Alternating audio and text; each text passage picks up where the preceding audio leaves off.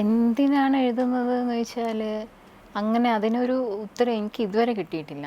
പണ്ടൊക്കെ പറയായിരുന്നു പോക്കറ്റ് മണിക്ക് എഴുതിയിരുന്നത്, പിന്നെ ഉള്ളിലുള്ളത് പുറത്തു കൊണ്ടുവരാൻ എഴുതിയിരുന്നത്. അങ്ങനെ പല പല സമയത്തായി പല ആൻസേഴ്സ് മനസ്സിലുണ്ടായിട്ടുണ്ട്. ഈ സെയിം ക്വസ്റ്റ്യൻ ഒരുപാട് പേര് എൻ്റെ അടുത്ത് ചോദിച്ചിട്ടുള്ളതാണ്, എന്തിനെഴുതുന്നു, എന്താണ് കഥ. ഇപ്പം ചിലപ്പോൾ തോന്നുന്നു എൻ്റെ മനസ്സിൽ എനിക്ക് പറയാനുള്ള ചില കാര്യങ്ങൾ, അല്ലെങ്കിൽ എനിക്ക് പുറത്തേക്ക് എടുക്കാനുള്ള കുറച്ച് കാര്യങ്ങൾ, എൻ്റേതായ ചില ഷൗട്ട്സ്, എൻ്റേതായ ചില ബഹളം വെക്കലുകൾ, എൻ്റെ ചില കരച്ചിലുകൾ, എൻ്റെ ടിയേഴ്സ്, എൻ്റെ കണ്ണുനീര്, എൻ്റെ ചിരി, ഇതൊക്കെ പുറമെ എന്നെ വായിക്കുന്നവരിലേക്ക് എത്തിക്കുക. അതായിരിക്കാം ചിലപ്പോൾ എനിക്ക് കഥ. പിന്നെ ചില സമയത്തൊക്കെ എന്തെങ്കിലും എന്താ പറയുക, നമുക്ക് പ്രതികരിക്കണം എന്ന് തോന്നുന്ന ചില സംഭവങ്ങൾ ഉണ്ടാകുമ്പോൾ അതിനെപ്പറ്റി എഴുതണം എന്ന് തോന്നാറുണ്ട്. അതേസമയം പലരും ചോദിക്കാറുണ്ട്, ഇന്ന സംഭവങ്ങൾ ഉണ്ടായാലും അതിനെപ്പറ്റി പ്രതികരിച്ചൊന്നും എഴുതിയില്ലല്ലോ, എന്തുകൊണ്ട് അതിനെപ്പറ്റി കഥ എഴുതില്ല? നമുക്കങ്ങനെ എല്ലാത്തിനെ പറ്റിയും കഥ എഴുതാൻ പറ്റില്ല. ചില സമയത്ത് നമുക്ക് തോന്നുന്നത് എഴുത്തിലൂടെ പുറത്തു വരും. അതാണ് ഇപ്പം എനിക്ക് കഥ. എന്തുകൊണ്ട് ചെറുകഥ എഴുതുന്നു എന്നുള്ളതിൻ്റെ ഏറ്റവും വലിയ മറുപടി മടി ആണ്. അപ്പോൾ പിന്നെ ആദ്യമൊക്കെ കവിതയിൽ ഒരു കൈ വെച്ചിട്ടുണ്ടായിരുന്നു, കവിത എഴുതുമായിരുന്നു ആദ്യമൊക്കെ. അപ്പോൾ കവിത എഴുതുന്നതിനേക്കാളും കുറച്ചുകൂടി എളുപ്പമാണ് കഥ എഴുതുന്നത് പിന്നീട് തോന്നി.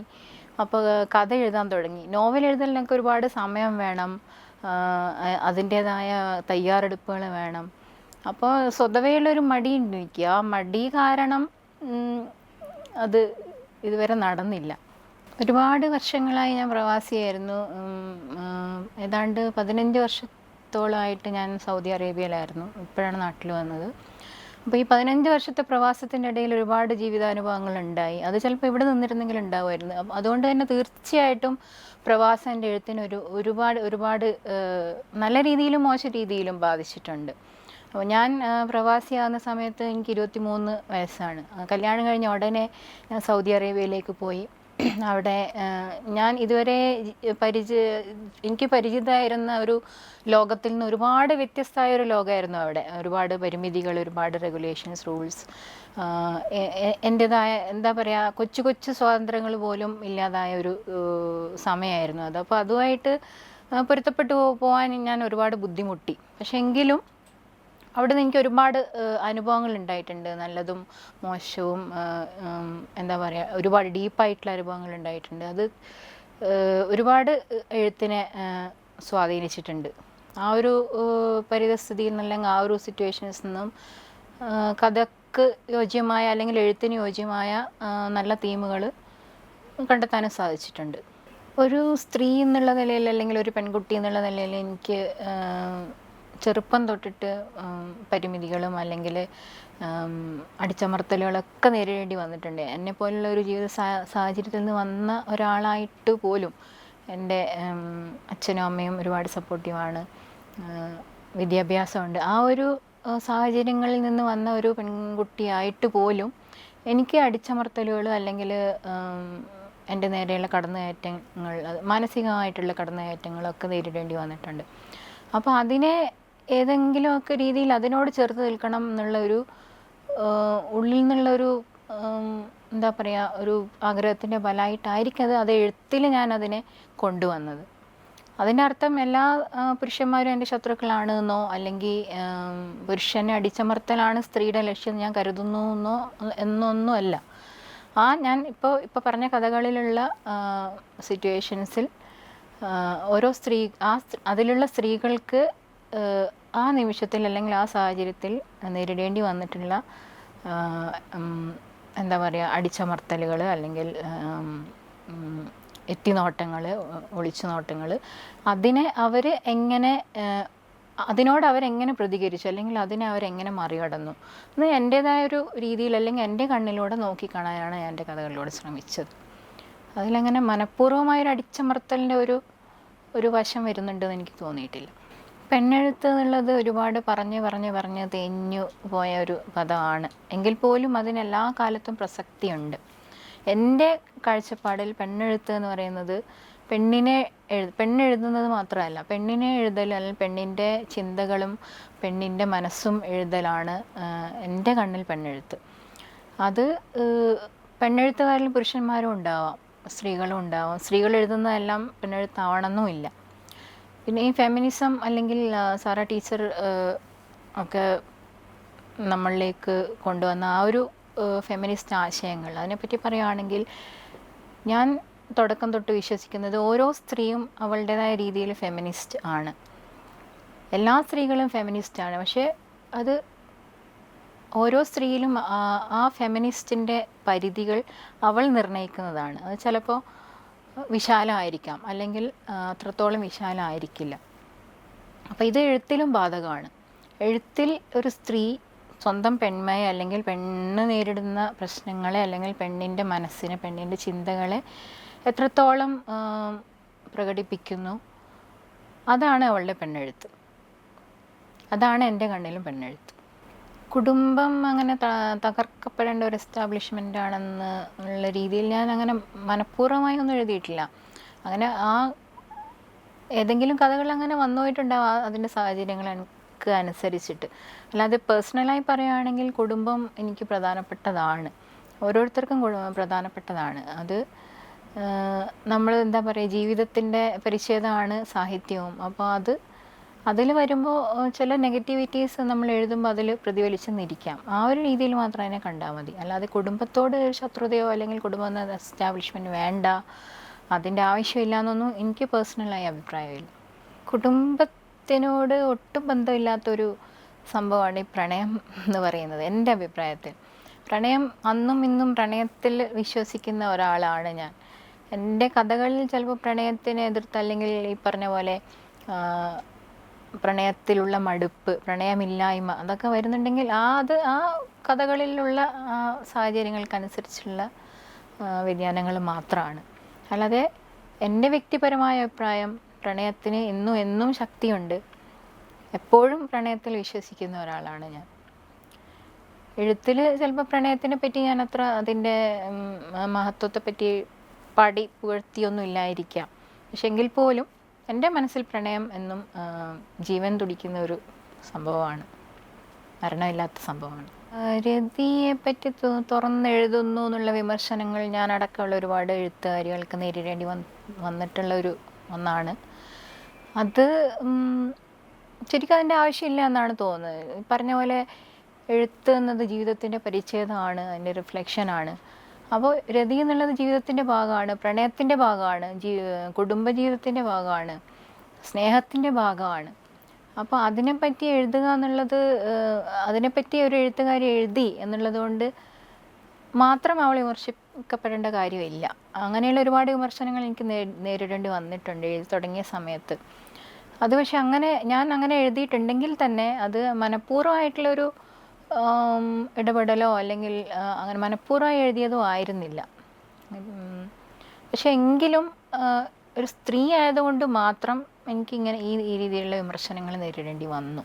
അത് പിന്നീട് ഉള്ള കാലം, കുറച്ചുകൂടെ കാലം കഴിഞ്ഞപ്പോൾ, കുറച്ചും കൂടെ എഴുത്തിൽ മുന്നോട്ട് നീങ്ങിയപ്പോൾ അങ്ങനെയുള്ള വിമർശനങ്ങൾ പൊതുവെ കുറഞ്ഞിട്ടുണ്ട്. പൊതുവെ ഇപ്പോൾ എഴുത്തുകാരികളെയും ആ ഒരു രീതിയിൽ ഉള്ള വിമർശനങ്ങൾ അവർക്ക് നേരെ അധികം ഉയരുന്നില്ല എന്നാണ് ഇപ്പോൾ എനിക്ക് തോന്നുന്നത്. ഭൂമിയുടെ അവകാശികൾ എന്നുള്ള കഥയിൽ ഒരു മനഃപൂർവ്വമായിട്ടുള്ള ഒരു ഇടപെടൽ അല്ലെങ്കിൽ ഒരു ശ്രമമായിരുന്നു അത്. ഒരു പൊതുവെ നാട്ടുകാർ മുഴുവൻ പറയുന്ന ഒരു കാര്യത്തിനോട് എതിര് നിൽക്കുന്ന ഒരു വ്യക്തി, അതായത് എനിക്കും ഭൂമിയുടെ അവകാശികൾ എന്നൊക്കെ നമ്മൾ പണ്ടേ പറയുന്നു, മനുഷ്യർ, മൃഗങ്ങൾ, പക്ഷികൾ, ചെടികൾ ഒക്കെ. പക്ഷെ ഈ ഭൂമിയുടെ അവകാശികളിൽ ഞാനും ഉണ്ട് എന്ന് വിശ്വസിക്കുന്ന ഒരു വ്യക്തിയെപ്പറ്റി ഉള്ള അങ്ങനെ ഒരു തീം മനസ്സിൽ വന്നപ്പോൾ അങ്ങനെ എഴുതി, അത്രയേ ഉള്ളൂ. പരിസ്ഥിതി, ഈ രാഷ്ട്രീയം, അല്ലെങ്കിൽ അത് എഴുത്തിലുള്ള സ്വാധീനം, അല്ലെങ്കിൽ അതിൽ എഴുത്തിന് എത്രത്തോളം ഭാഗവാക്കാകാൻ കഴിയും എന്നുള്ളതൊക്കെ ഇനി കാലം തെളിയിക്കാൻ പോകുന്നതേ ഉള്ളൂ. പക്ഷെ എൻ്റെ ആ ഒരു കഥയിൽ ഞാൻ പറയാൻ ശ്രമിച്ചത്, പരിസ്ഥിതി എന്നുള്ളത് മൃഗങ്ങളുടെയും എല്ലാ മനുഷ്യരുടെയും ജീവജാലങ്ങളുടെയും പുഴയുടെയും കാറ്റിൻ്റെയും ഒക്കെ അവകാശമാണ്. അതിലെല്ലാം ഉപരി നമ്മൾ അതിൽ ഈ എല്ലാവരിലും നമ്മൾ ഉൾപ്പെടുന്നുണ്ട്. ഭൂമിയുടെ അവകാശികൾ അവർ മാത്രമല്ല, നമ്മളും കൂടിയാണ്. ആ ഒരു കൺസെപ്റ്റാണ് ഞാൻ ആ കഥയിൽ പറയാൻ ഉദ്ദേശിച്ചത്. എഴുത്തുകാർക്ക് അവരുടെ ആക്ടിവിസം എന്ന് പറയുന്നത് എഴുത്ത് തന്നെയാണ്. രണ്ടും എഴുത്തും ആക്ടിവിസം രണ്ടും രണ്ടാണ്. ഒരു എഴുത്തുകാരി അവർ എന്ത് സമൂഹത്തോ അല്ലെങ്കിൽ എഴുത്തുകാരി അല്ലെങ്കിൽ എഴുത്തുകാരൻ സമൂഹത്തോട് എന്ത് പറയാൻ ആഗ്രഹിക്കുന്നോ അത് എഴുത്തിലൂടെ പറയുന്നു. പക്ഷെ അതിൻ്റെ അർത്ഥം ഓരോ സോഷ്യൽ ഇഷ്യൂ ഉണ്ടാകുമ്പോഴും അവരതിനെപ്പറ്റി കഥ എഴുതുക എന്നുള്ള കവിത എഴുതുക അല്ലെങ്കിൽ പ്രതികരിക്കുക എന്നുള്ളത് അല്ല.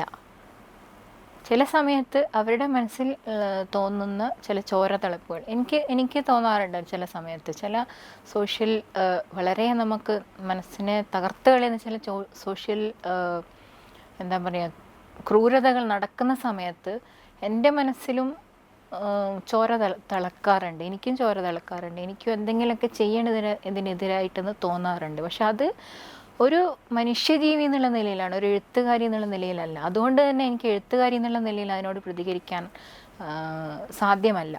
ഒരു മനുഷ്യജീവി എന്നുള്ള നിലയിൽ അതിനോട് പ്രതികരിക്കാനുള്ള ശേഷിയുമില്ല.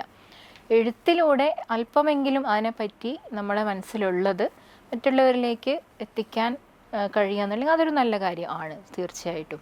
അല്ലാതെ ഓരോ ഇഷ്യൂ എന്നോട് പലരും ചോദിക്കാറുണ്ട്, ഈ സംഭവം ഉണ്ടായി എന്തുകൊണ്ട് പ്രതികരിച്ചില്ല, ആ സംഭവം ഉണ്ടായി എന്തുകൊണ്ട് പ്രതികരിച്ചില്ല. നമ്മുടെ എം മുകുന്ദൻ പറഞ്ഞതുപോലെ ആ ഒരു കൺസെപ്റ്റ് തന്നെയാണ് എനിക്കുള്ളത്. എഴുത്തുകാർ എന്നുള്ളത് അലാറം വെച്ച് ഓരോ ഇഷ്യൂ ഉണ്ടാകുമ്പോഴും അതിനെപ്പറ്റി പ്രസ്താവനകൾ ഇറക്കേണ്ട ആൾക്കാരല്ല. അതിനെ മാനുഷികമായി നോക്കിക്കാണുന്നവരാണ്. അതിനെപ്പറ്റി എഴുതണോ എഴുതണ്ടോ എന്നുള്ളത് അവരുടെ പേഴ്സണലായിട്ടുള്ള കാര്യമാണ്. എഴുതിയ കഥകളിൽ വെച്ചിട്ട് ഒരുപാട് ശ്രദ്ധിക്കപ്പെടുകയും ഒരുപാട് വിമർശിക്കപ്പെടുകയും ചെയ്ത ഒരു കഥയായിരുന്നു അഗ്നി. അത് ബലാത്സംഗം ചെയ്യപ്പെട്ട ഒരു പെൺകുട്ടി, 3 പേരാൽ ബലാത്സംഗം ചെയ്യപ്പെട്ട ഒരു പെൺകുട്ടി, ആ ഒരു ബലാത്സംഗം ചെയ്ത ആൾക്കാരോടുള്ള അവളുടെ പ്രതികാരം എന്ന് ഞാൻ പറയുന്നില്ല, പ്രതികരണങ്ങൾ, അതായിരുന്നു ആ കഥ. അപ്പോൾ ഒരുപാട് ആൾക്കാർ ഇഷ്ടപ്പെട്ട ഒരു കഥയാണ്. അതേപോലെ തന്നെ ഒരുപാട് ആൾക്കാർ വിമർശിച്ച കഥയാണ്. അതിൻ്റെ പേരിൽ എനിക്ക് ഒരുപാട് എന്താ പറയുക, തെറിക്കത്തുകൾ വരെ കിട്ടിയിട്ടുണ്ട്. വധഭീഷണികളുള്ള കത്തുകളൊക്കെ ആൾക്കാർ എനിക്ക് അയച്ചിട്ടുണ്ട് അത് വായിച്ചിട്ട്. നിനക്ക് ആണിനെ അറിയാത്തതുകൊണ്ടാണ്, ആ രീതിയിലുള്ള അപ്രോച്ചുകൾ ഉണ്ടായിട്ടുണ്ട്. പക്ഷെ അതൊന്നും ഞാൻ കാര്യമാക്കിയിട്ടില്ല, അത് വേറെ കാര്യം. പക്ഷെ ഈ ഒരു കഥയെപ്പറ്റി പറയുകയാണെങ്കിൽ പേഴ്സണലായിട്ട് എനിക്ക് ഒരു അടുപ്പം കുറവുള്ളൊരു കഥയാണ് അഗ്നി. അതിൻ്റെ ഏറ്റവും പ്രധാന കാരണം, ഞാൻ എഴുതി കഴിഞ്ഞ ഉടനെ അത് എഴുതാൻ തുടങ്ങിയ സമയത്ത് ഞാൻ എത്രത്തോളം തീവ്രത അതിനുണ്ടാവണമെന്ന് ഞാൻ ആഗ്രഹിച്ചോ, എഴുതി കഴിഞ്ഞപ്പോൾ അതിൻ്റെ ഒരു 100-1 പോലും ആ കഥക്ക് തീവ്രത വന്നില്ല എന്നാണ് എനിക്ക് ആ സമയത്ത് തോന്നിയത്. അതുകൊണ്ട് തന്നെ ആ കഥയോട് എനിക്കൊരു അകൽച്ച വന്നു മാനസികമായിട്ട്. ഒരുപാട് വർഷങ്ങളോളം ഞാൻ ആ കഥ വായിച്ചിട്ടേ ഇല്ല. ആദ്യത്തെ പകർത്തി എഴുതി അയച്ചു കഴിഞ്ഞു, അച്ചടിച്ച് വന്നു, ആ സമയത്ത് ഒന്ന് വായിച്ചു. അതിനുശേഷം ഒരുപാട് വർഷങ്ങൾ ഞാൻ കഥ വായിച്ചതേയില്ല. അല്ലെങ്കിൽ ഞാൻ സ്വയം എഴുതിയ കഥകൾ വല്ലപ്പോഴൊക്കെ ഒന്ന് വായിച്ചു നോക്കാറുണ്ട്. പക്ഷെ അഗ്നി എന്നുള്ള കഥ ഞാൻ എത്രയോ വർഷങ്ങൾ വായിക്കാതിരുന്ന ഒരു കഥയാണ്, എൻ്റെ സ്വന്തം കഥ. അതിൻ്റെ ഒരു പ്രധാന കാരണം ഇത് തന്നെയാണ്. പിന്നെ വേറൊന്ന്, അഗ്നിയിലെ പ്രിയ എന്നുള്ള കഥാപാത്രം, അവൾ ബലാത്സംഗം ഒരുപാട് പേര് ഈ ഒരു ആംഗിളിൽ നിന്ന് തന്നെ കണ്ടു. അതായത് ബലാത്സംഗം ചെയ്യപ്പെട്ട പെൺകുട്ടി ബലാത്സംഗം ചെയ്ത ആളെ സ്നേഹിച്ചാൽ തീരുന്നതാണോ ആ പ്രശ്നം എന്നുള്ള ഒരു വിമർശനം പ്രത്യേകിച്ച് സ്ത്രീകളുടെ അടുത്ത് നിന്ന് തന്നെ ആ കഥക്ക് നേരെ ഉണ്ടായിട്ടുണ്ട്. പക്ഷേ ഞാൻ ആ കഥയിൽ പറഞ്ഞത് പ്രിയ ബലാത്സംഗം ചെയ്ത ആളെ സ്നേഹിച്ചു എന്ന് ആ കഥയിൽ ഒരിടത്ത് ഞാൻ പറഞ്ഞിട്ടില്ല. അങ്ങനെയുള്ള വായനകൾ ഉണ്ടാകുമ്പോൾ, അങ്ങനെ നമ്മൾ വിചാരിക്കാത്ത വായനകൾ ഉണ്ടാകുമ്പോൾ, അത് ദൂരെ നിന്ന് മാറി നിന്ന് കൗതുകത്തോടെ, അല്ലെങ്കിൽ അയ്യോ ഇങ്ങനെ ഒരു റീഡിങ് അതിനുണ്ടോ എന്ന് ഉള്ള ഒരു പ്രത്യേകതരം കൗതുകത്തോടെ അതിനെ കണ്ടിട്ടുണ്ട് ഞാൻ കുറേ തവണ. പിന്നെ ഇങ്ങനെ പല റീഡിങ്സിന് ശേഷം അത് എൻ്റെ കയ്യിൽ നിന്ന് വിട്ടുപോയി എന്നുള്ളൊരു കൺസെപ്റ്റിലാണ് ഞാനിപ്പോൾ ഉള്ളത്. അതായത് പ്രിയ ഇപ്പോൾ എൻ്റെ ആരുമല്ല. അഗ്നി എന്നുള്ള കഥയിലെ പ്രിയ ഇപ്പം എൻ്റെ ആരുമല്ല. അത് പലരിലൂടെ പലരുടെ വായനകളിലൂടെ കടന്നു പറഞ്ഞ് പ്രിയ ഇപ്പം മറ്റാരോ ആയി തീർന്നിരിക്കുകയാണ്. അതുകൊണ്ട് ആദ്യം എനിക്കുണ്ടായിട്ടുള്ള അകൽച്ച ഇപ്പോൾ കുറച്ചും കൂടി കൂടിയിട്ടാണുള്ളത്. അതുകൊണ്ട് തന്നെ അത് എൻ്റെ പ്രിയ കഥകളിലൊന്നല്ല. എഴുതിയതിൽ പ്രിയ കഥകൾ വളരെ ചുരുക്കമാണ്. അതിൽ ഈ അടുത്തെഴുതിയ ഒരു രതിനിർവേദം എന്നുള്ള ഒരു കഥ എനിക്ക് പേഴ്സണലായി വളരെ ഇഷ്ടമുള്ള ഒരു കഥയാണ്. രതിനിർവേദം എന്നുള്ള സിനിമ ഇറങ്ങിയ സമയത്ത് ബെറ്റ് വെച്ചിട്ട് ആ ഫിലിം കാണാൻ പോകുന്ന ഒരു മൂന്നാല് പെൺകുട്ടികൾ, അവർ അവിടെ കണ്ടുമുട്ടുന്ന ഒരു വൃദ്ധയായ സ്ത്രീ, അവരുടെ പഴയ ഓർമ്മകൾ, പഴയ രതിനിർവേദമായിട്ട് ബന്ധപ്പെടുത്തിയിട്ടുള്ള അവരുടെ ഒരുപാട് ഓർമ്മകൾ, അവരുടെ കണ്ണീർ, അവരുടെ ഇപ്പോഴും നശിക്കാത്ത പ്രണയം, അതൊക്കെയുള്ള ഒരു കഥയായിരുന്നു രതിനിർവേദം. അത് എനിക്ക് ഈ അടുത്തെഴുതിയതിൽ എനിക്ക് ഏറ്റവും ഇഷ്ടമുള്ളൊരു കഥയാണ് അത്.